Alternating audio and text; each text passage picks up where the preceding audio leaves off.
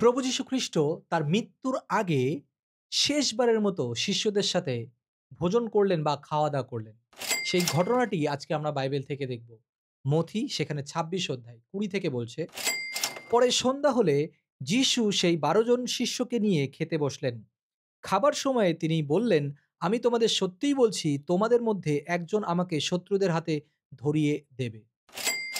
প্রভু তিনি এর আগে অনেকবার তার শিষ্যদেরকে নিয়ে খেতে বসেছেন, একসাথে খাওয়া-দাওয়া করেছেন, আনন্দ করেছেন।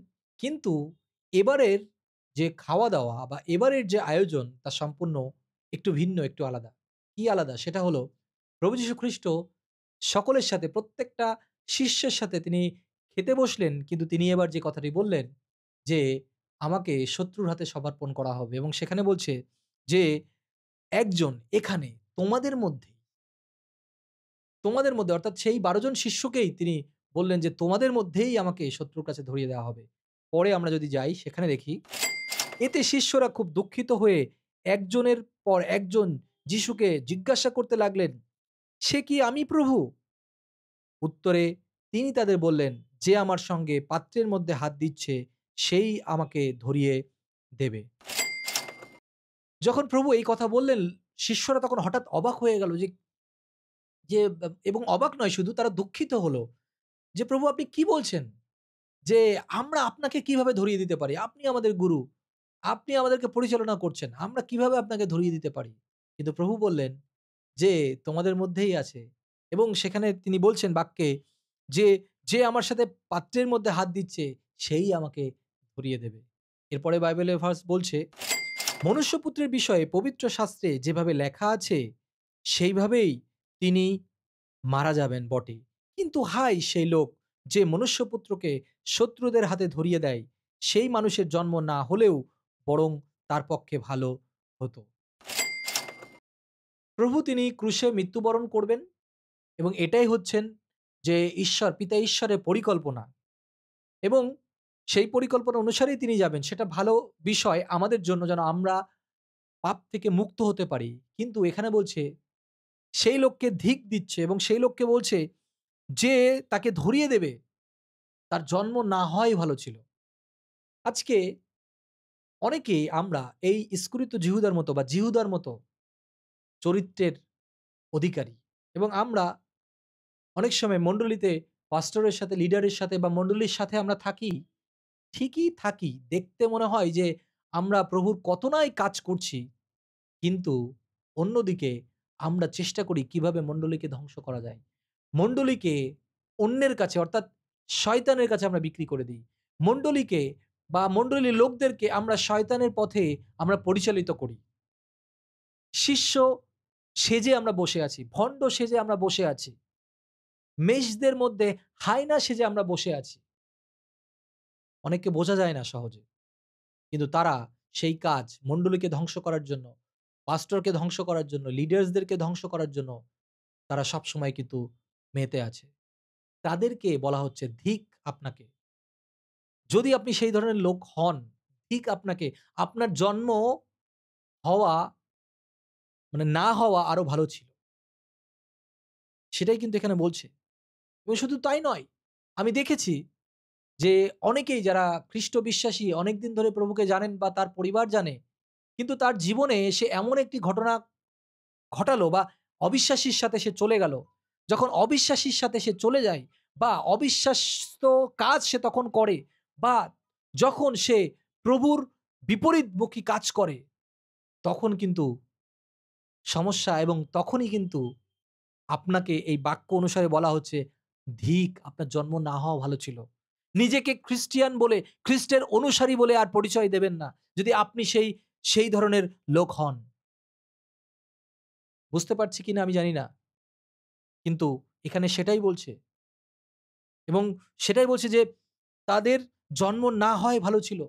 যদি আজকে আপনি প্রভুর বিপক্ষে, আজকে যদি প্রভুর কাজকে আপনি কোনোভাবে কুলুষিত করছেন, প্রভুকে জেনেও তাহলে ধিক আপনাকে। আপনার জন্ম না হওয়াই ভালো ছিল। আজকে মণ্ডলীর ধ্বংস হবার কারণ যদি আপনি হয়ে থাকেন, পাস্টরকে ধ্বংস হওয়ার কারণ যদি আপনি হয়ে থাকেন, তাহলে ধিক আপনাকে। আপনি মণ্ডলীকে গেঁথে তুলুন। আপনার কথা লোকদেরকে গেঁথে তুলুক। সমালোচনা নয়। একজন অন্যের বিপক্ষে নয়, গেঁথে তুলুন। খুব সহজে লোকের সমালোচনা করা যায়। মণ্ডলীর ভুল ধরা যায়। অবশ্যই কিছু ভুল অবশ্যই খুব ভালো বিষয়। সেটা আমাদেরকে আরো তৈরি করে। কিন্তু চিন্তা করুন যদি সবসময় যদি আমরা নেগেটিভ কথা বলতেই থাকি কোনো বিপক্ষে, কোনো কিছুর বিপক্ষে, সেখানে এগোনোর কোনো সম্ভাবনা থাকে না। এটা অনেকটা রাজনীতিবিদদের মতো হয় যে একজন আরেকজনকে পছন্দ করে না। একটি দল আরেকটি দলকে পছন্দ করে না। হয়তোবা একটি দল ভালো কাজও করেছে। তার মধ্য থেকেও সে খারাপ কাজ খুঁজে বেড়ার চেষ্টা করে। সেই যে চরিত্র, সেই যে সবসময় একটা টেনডেন্সি কাজ করে যে, না আমি কি করে ভুল ধরবো? যখন কেউ প্রচার করছে, আমি কি করে সেই প্রচারের ভুল ধরবো? কিন্তু সেখান থেকে কি ব্লেসিংস আমার জীবনে আছে, সেটা আমরা খেয়াল করি না। মণ্ডলীতে এসে মণ্ডলীর অন্যান্য বিষয়ে আমরা খুবই ইন্টারেস্ট, কিন্তু বাক্যের বিষয়ে আমরা ইন্টারেস্ট না। প্রার্থনার বিষয়ে আমি ইন্টারেস্ট না। আপনি হয়তোবা খাবারের বিষয়ে খুব ইন্টারেস্ট। আপনি হয়তোবা জিনিসপত্রের দিকে খুব ইন্টারেস্ট, আপনি সাউন্ড সিস্টেম এর দিকে খুব ইন্টারেস্ট। কিন্তু প্রভুই আপনার সাথে নেই। প্রভুই আপনার জীবনে কাজ করছে না। তাহলে ধিক আপনাকে। কারণ সেদিন যেমন প্রভু যিশুকে ইস্করিত জিহুদা ধরিয়ে দিয়েছিল, আজকে প্রভুর কাজকে আপনি বাধাগ্রস্ত করছেন। সুতরাং সাবধান যদি এই ধরনের চরিত্রের আপনি আমি হয়ে থাকি। আমাদেরকে সেখান থেকে কিন্তু শোধরাতে হবে আমাদেরকে। পরিবর্তন হতে হবে। এরপরে চলুন আমরা বাইবেলে দেখি যে যিশুকে শত্রুদের হাতে ধরিয়ে দিতে যাচ্ছিল, সেই জিহুদা বলল, "গুরু, সে কি আমি?" যিশু বললেন, "তুমি ঠিকই বলেছ।" জিহুদা নিজে জানে যে প্রভু যিশুকে তিনি ধরিয়ে দেবেন। আবার প্রভুকে বলছেন, "প্রভু, সে কি আমি?" প্রভুও সরাসরি কিছু বললেন না, কিন্তু বললেন, "তুমিই বলিলে।" তারা অন্য শিষ্যরা এই ব্যাপারটাকে ওইভাবে সিরিয়াসলি নেয়নি বা সেভাবে বুঝতে পারেনি। যদি তারা বুঝতো তাহলে হয়তোবা সেই সময় একটা মারামারির সৃষ্টি হতো। যদি প্রভু বলত যে, "ইস্করিত জিহুদা আমাকে ধরিয়ে দেবে।" যদি সরাসরি তিনি বলতেন, তাহলে বাকি শিষ্যরা ওখানে বসে থাকতো না। অবশ্যই তাদের মধ্যে একটা ঝামেলা শুরু হয়ে যেত। কিন্তু প্রভু সেটা বুঝতে দিলেন না, কারণ ঈশ্বরের পরিকল্পনাকে তিনি সম্মান দিলেন। কিন্তু জিহুদা কিন্তু মনে জানতেন। মনে অনেকে অনেক কিছু তার ভেতরে রেখে দেয়। আমরা কিন্তু কারোর মনের মধ্যে ঢুকে যেতে পারি না যে সে কি পরিকল্পনা করছে আমার বিপক্ষে। অনেক সময় অনেক বাধা, অনেক বিপরীত পরিকল্পনা আমাদের জীবনে ভালো কিছুও নিয়ে আসতে পারে বা সেটা ঈশ্বরের পরিকল্পনা হতে পারে। অনেক সময় অনেক আ অনেকদিন ধরে আপনি হয়তোবা মণ্ডলীতে যাচ্ছেন, সেই মণ্ডলী থেকে আপনি বিতাড়িত হয়ে যাচ্ছেন কোনো কারণে। কিন্তু প্রভু হয়তোবা আপনাকে এমন একটি পরিচর্যা দিল, যার ফলে আপনি আরো লক্ষ লোকদেরকে জয় করতে পারলেন। হাজার লোকদেরকে জয় করতে পারেন। এর মানে এই নয় যে সেই চার্চ, আপনি যে চার্চ থেকে এসছেন সেই চার্চ আপনার জন্য খারাপ। না। সেখান থেকে হয়তোবা কোনো স্ক্রুতে জিহুদা আপনাকে আঘাত করেছে, কিন্তু আপনি ঈশ্বরের পরিকল্পনার মধ্যেই আছেন। প্রধান ঘটনাটা হলো যে আপনার চরিত্র বা আপনার মাইন্ডসেট কি আছে? আপনি কি প্রভুর জন্য যেকোনো পরিস্থিতিতেই কাজ করতে প্রস্তুত কিনা? তাহলে যে কেউ বাধা দিলেও আপনি যেকোনো পরিস্থিতিতেও আপনি কাজ করতে পারবেন। তার জন্য আপনার ডিনোমিনেশন এর দরকার নেই। তার জন্য আপনার মিনিস্ট্রির কোনো ট্যাগ এর দরকার নেই। তার জন্য আপনার বড় YouTube চ্যানেলের দরকার নেই। যা আপনার দরকার তা হচ্ছে পবিত্র আত্মা। ১ম এ পবিত্র আত্মা আপনার মধ্যে যদি থাকে, আপনি যেখানেই হাত দেবেন সেখানেই আপনার আশীর্বাদ, সেখানেই আপনার প্রোগ্রেস। সেটা আপনাকে বুঝতে হবে। সেটা বিভিন্নভাবে লোকেরা ব্যবহৃত হতে পারে। আজকে হয়তোবা আমি YouTube এর মধ্য দিয়ে আপনার সাথে কথা বলছি। কেউ যারা গ্রামের মধ্য দিয়ে বিভিন্ন জায়গায় গিয়ে কাদা মাটি মেখে যারা সুসমাচার প্রচার করছে, তাদেরকে প্রভু ডেকেছেন তাদের কাজের জন্য। তাদেরকে হয়তোবা আমি আপনি চিনি না। কিন্তু তাদেরকে প্রভু ভালোবাসেন, সম্মান করেন এবং তাদেরকে আমরা রেসপেক্ট করি। তাদের জন্য আমরা প্রার্থনা করি। সুতরাং প্রত্যেকেরই আলাদা একটা ডাক আছে আমাদের জীবনে। কিন্তু তার আগে, প্রভুর কাজ করার আগে, প্রভু আমাদেরকে ডেকে তিনি অভিষিক্ত করেছেন কিনা সেই কাজের জন্য, সেটাকে বুঝতে হবে। আর যদি আমরা জোর জবর করে আমরা বুঝতেই পারছি না আমাদের জীবনে কি পরিকল্পনা আছে প্রভুর, প্রভুর সাথে কোন সম্পর্ক নেই। কিন্তু আমাকে দেখাতে হবে, আমাকে করতে হবে, লোককে দেখাতে হবে। তাহলে সেটা করে আপনি বেশি দূর এগোতে পারবেন না। আপনি ফেইল হবেন। কারণ প্রভু আপনার সাথে নেই। পবিত্র আত্মা আপনার সাথে নেই। এটা অনেকে আমরা বুঝতে পারি না। ইটস নট এ কম্পিটিশন যে আপনাকে কারো সাথে কোনো কম্পিটিশন করতে হবে যে আমি তার থেকে ভালো গাইবো, আমি তার থেকে ভালো প্রচার করব। নো! আপনার ছোট্ট কথাও অনেকের বড় প্রচারের থেকেও বেশি কিছু হতে পারে। সুতরাং এই বিষয়ে যেন আমরা বুঝতে পারি, সতর্ক থাকি। দেখুন পরে কি বলছে? খাওয়া-দাওয়া চলছে। এমন সময় যিশু রুটি নিয়ে ঈশ্বরকে ধন্যবাদ দিলেন। পরে তিনি সেই রুটি টুকরো করলেন এবং শিষ্যদের দিয়ে বললেন, "এই নাও খাও, এ আমার দেহ।" সেখানে তিনি রুটি ভাঙলেন প্রভু এবং সকলকে তিনি দিলেন এবং বললেন, এই আমার দেহ, তোমরা খাও। তিনি দেহ কেটে দিচ্ছেন না, কিন্তু প্রতীকী স্বরূপ, রূপক অর্থে তিনি ব্যবহার করছেন যে, "এই খাও, এই আমার দেহ।" তার দেহ কি ছিল? তার দেহ অত্যাচার সহ্য করেছে। তার তার দেহে ঘাম ঝরেছে। তার দেহ প্রার্থনা করেছে। তার দেহের যে হাত ছিল, সে হাত জোর করে তিনি প্রার্থনা করেছেন। তার যে হাঁটু ছিল, সে হাঁটু দিয়ে তিনি প্রার্থনা করেছেন। তার যে চিন্তাধারা ছিল, তার বডির প্রত্যেকটা জিনিস প্রভুর রাজ্য এবং ধার্মিকতার জন্য ব্যবহৃত হয়েছে। ঈশ্বরের রাজ্যের জন্য ব্যবহৃত হয়েছে। তিনি এটা প্রতীকী অর্থে বলেছেন এবং আমাদেরকে শিখিয়েছেন। তিনি নিজে ঈশ্বর হয়ে মানুষ রূপে আমাদেরকে এগুলো শেখালেন, যেন আমরাও আমাদের এই দেহকে তার দেহর সমান করি এবং এই দেহকে যেন আমরা ব্যবহার করি তার রাজ্য এবং ধার্মিকতার জন্য। তিনি শেখালেন। তিনি আমাদের সেই মহাগুরু, যিনি আমাদেরকে শেখাতে পারেন। তিনি হাতে কলমে শিখিয়ে গেছেন শিষ্যদেরকে।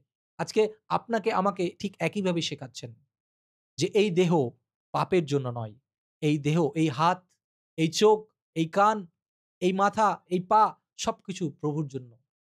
এই হাত প্রভুর জন্য কাজ করবে। এই পা প্রভুর জন্য চলবে, প্রভুর জন্য সুসমাচারের জন্য যাবে। এই মাথা প্রভুর জন্য চিন্তা করবে। আমি নিঃশ্বাস নেব প্রভুর জন্য। আমার আমার এই দেহ আর আমার নেই, কিন্তু তার হয়ে গেছে। কিভাবে? যখনই আমরা এটা স্মরণ করি, যখনই তিনি আমাদেরকে বলেন, "এই নাও, এটাই আমার দেহ, খাও।" আপনি তার দেহকে গ্রহণ করুন, খান। আপনি যখন তাকে গ্রহণ করেন, তাকে যখন আস্বাদন করেন, আপনার ভেতরে যখন আপনি তাকে নেন, তখন সেই দেহ আর আপনার থাকে না, তার দেহ হয়ে যায়। আর তার দেহ যা কিছু করেছে, আপনার দেহ দ্বারা তাই প্রকাশিত হয়। তখন আপনি হাঁটু গাড়তে পারেন, তখন আপনি উপবাস থাকতে পারেন, তখন আপনি আপনার চোখ দিয়ে ভালো কিছু দেখতে পারেন, যা প্রভু আমাদেরকে দেখাতে চান। বুঝতে পেরেছি? এরপরে তিনি পেয়ালা নিয়ে ঈশ্বরকে ধন্যবাদ দিলেন এবং সেটা শিষ্যদের দিয়ে বললেন, "পেয়ালা এই আগুর রস তোমরা সবাই খাও। কারণ এ আমার রক্ত, যা অনেকের পাপের ক্ষমার জন্য দেওয়া হবে। মানুষের জন্য ঈশ্বরের নতুন ব্যবস্থা আমার এই রক্তের দ্বারাই বহাল করা হবে।" আমরা বলি ব্লাড অফ জিসাস বা প্রভু যিশুর রক্তে। প্রভু যিশুর রক্তের সমস্ত পাপ মুছে গেছে। আমাদের জীবনের আপনার কাছে অনেক লিস্ট থাকতে পারে যে আপনার এই সমস্যা, এই সমস্যা, সেই সমস্যা। কিন্তু এই সমস্ত সমস্যার প্রধান যে সমস্যা সেটা হলো পাপ। যদি পাপ না থাকে সমস্ত সমস্যা সেখানে নেই। একমাত্র যেই একের মধ্যে বলে না, একের মধ্যে সব বা একটা বইয়ের মধ্যে ৩-৪ টে আ ৩-৪ টে সাবজেক্ট চলে আসে। বলে যে একের মধ্যে সবগুলো আপনি পেয়ে যাবেন। এই একের মধ্যে অর্থাৎ এই পাপের মধ্যেই সমস্ত সমস্যা। পাপ থেকে যখন আপনি মুক্ত হবেন তখন সমস্ত সমস্যা থেকেও আপনি মুক্ত হবেন। তাই সেই পাপ থেকে মুক্ত হতে গেলে আমাদের যে রক্ত অর্থাৎ আদম হাওয়ার যে রক্ত, পাপের যে রক্ত সেই রক্তকে রিপ্লেস করে প্রভু যিশুর রক্তকে নিয়ে আসতে হবে। এইজন্যই বলছে সেই দ্রাক্ষারস খাবার কথা এবং তিনি বলছেন, "এই নাও আমার রক্ত।" তাহলে তার রক্ত যখন আমার জীবনে আসবে তখন আমার জীবনে কোনো পাপ থাকবে না। আমার রক্তে আমার রক্তের মধ্যে পাপ রয়েছে, আমার রক্তের মধ্যে সমস্যা রয়েছে। কিন্তু তার রক্ত খাঁটি রক্ত। সেই খাঁটি রক্ত আমাদেরকে আরো বিশুদ্ধ করে তুলবে। সুতরাং তার মৃত্যুর আগে তিনি বলেছেন এই দেহ এবং এই রক্ত। কারণ তিনি ক্রুশে যাবার আগে তার দেহের উপরে অত্যাচার হবে, তার রক্ত বের হবে। এবং ঠিক একইভাবে আজকে যখন আমরা সুসমাচার প্রচার করছি, তখন আমাদের দেহকে প্রভুর দেহে রূপান্তরিত করতে হবে। আমাদের রক্তকে প্রভুর রক্তে রূপান্তর করতে হবে। তার শক্তিতে, তার অনুগ্রহে। এইজন্যই এখানে বলছে যে, "মানুষের জন্য ঈশ্বরের নতুন ব্যবস্থা হলো এই আমার এই রক্ত।" তার রক্ত দ্বারাই এটা একমাত্র সম্ভব এবং তার দেহর দ্বারাই এটা সম্ভব। সুতরাং মনে রাখতে হবে দেহ এবং রক্ত এটি আর এই জগতের নয়, এটি হচ্ছেন প্রভুর। প্রভু যেমন শিষ্যদেরকে শিক্ষা দিয়েছিলেন, সেইম শিক্ষা আমাদের জন্যও রয়েছে। সেইম স্পিরিট আমাদের জন্য রয়েছেন। একই প্রভু আমাদের জন্য রয়েছেন। সুতরাং যখন সেই দেহ, যখন সেই রক্ত আমাদের সাথে থাকবে, আমরা আনন্দে গান করব, আনন্দে আরাধনা করব, আনন্দে প্রশংসা করব, আনন্দে একসাথে চলব। মণ্ডলীর মধ্যে আর বিভেদ থাকবে না, ডিনোমিনেশন এর মধ্যে আর বিভেদ থাকবে না। কার কত পয়সা আছে, কার কত পয়সা নেই তার মধ্যে আর বিবাদ থাকবে না। তখন সকলে মিলে একজন অন্যকে সম্মান দিতে পারবো, ভালোবাসতে পারবো আর প্রভুর ভালোবাসার বাণী প্রচার করতে পারবো। তাই সুতরাং শেষ করার আগে আমি বলতে চাই, মনে রাখুন যে ইস্করিওত জিহুদার যে চরিত্র ছিল, সেই চরিত্রের আপনি হবেন না, তাহলে কিন্তু আপনার জীবন আপনাকে ধিক্কার করা হচ্ছে। সাবধান। সেই ধরনের লোক আপনি যেন না হন মণ্ডলীর জন্য। আসুন আমরা সকলেই মিলে মণ্ডলীকে সাহায্য করি। যারা প্রচার করছে, প্রচারের জন্য কাজ করছে, বিভিন্ন মাধ্যম দিয়ে প্রত্যেক বিষয়ে আমরা প্রত্যেককে সাহায্য করি। প্রত্যেককে, প্রত্যেকেই গুরুত্বপূর্ণ। সুতরাং প্রভু আপনাকে আশীর্বাদ করুক এবং এই যে শেষ যে ভোজ ছিল শিষ্যদের সাথে, আজকে প্রভু সেই ভোজ আপনার সাথে করছেন এবং বলছেন, "এই আমার দেহ খাও, এই আমার রক্ত খাও।" ঈশ্বর আপনাদের প্রত্যেককে আশীর্বাদ করুক। জয় যিশু।